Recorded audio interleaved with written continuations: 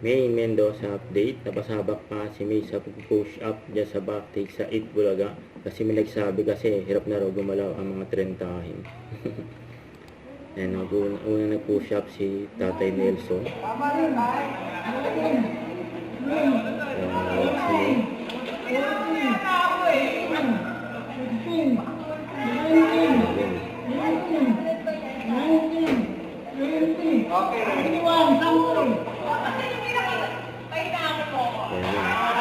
Main daw. Natin, hindi papahuli si May. 1, 2, 3. Kaya. Komedyante talaga si May. Grabe yan.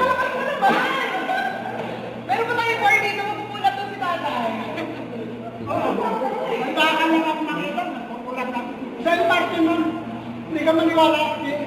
Senyor. Bakit ka naman napupulat mo? Kaya ko naman ano. Stop. Nainip ako. Mabaho siya.